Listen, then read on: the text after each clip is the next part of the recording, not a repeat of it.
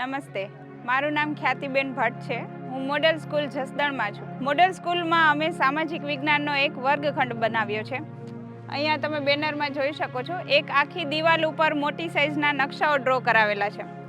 બે દિવાલ છે એ 5x4ના આવા બેનરથી બનાવેલી છે, જેમાં 10મા ધોરણને લગતું ઉપયોગી કન્ટેન્ટ આવી જાય છે. એની નીચે જે સ્પેસ વધે છે ત્યાં 9મા ધોરણના કન્ટેન્ટને લગતા આ પ્રકારના ચાર્ટ્સ છે એ મૂકેલા છે. એક દિવાલ છે એ મારા હાથેથી લખેલા ચાર્ટ છે, જે વિદ્યાર્થીઓને ખૂબ જ ઉપયોગી માહિતી છે. એનું એક ફોટોગ્રાફ સ્વરૂપ આપ અહીંયા જોઈ શકો છો. બીજું વિદ્યાર્થીઓને રસપ્રદ બને એના માટે છે એ પઝલ્સ બનાવેલી છે. અહીં ઈવીએમ મશીન બનાવેલું છે. આ ઈવીએમ મશીન છે એ વર્કિંગ મોડલ છે. આમાં વોટિંગ અને કાઉન્ટિંગ બંને કરી શકાય છે. બાળ સંસદ માટે ખૂબ જ ઉપયોગી છે. એ સિવાય અહીંયા પઝલ બનાવેલી છે. આ પઝલને એવી રીતે બનાવવામાં આવેલી છે કે આ પ્રકારના જવાબ હશે એને બોક્સ હારે જોડવામાં આવશે એના પ્રશ્નની હારે, એટલે આ પ્રકારની એક આખી પઝલ છે એ તૈયાર થશે. અહીંયા એક નકશાની પ્રવૃત્તિ છે. અહીં છે એ બટર પેપરનો ઉપયોગ કરી અને ટ્રાન્સપરન્ટ શીટ ઉપર એને માહિતી તૈયાર કરીને લગાવવામાં આવેલી છે.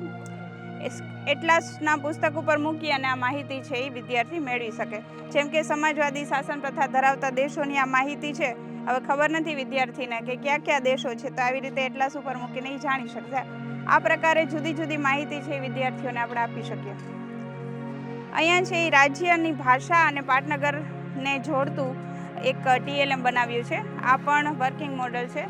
જોડીને વિદ્યાર્થી પોતાનું મૂલ્યાંકન જાતે કરી શકે છે. અહીંયા છે પ્લે એન્ડ વિન. આ ગેમમાં 10 જવાબ આપી અને વિદ્યાર્થી છે એ સરસ મજાની નાની એવી ગિફ્ટ જીતી શકે છે.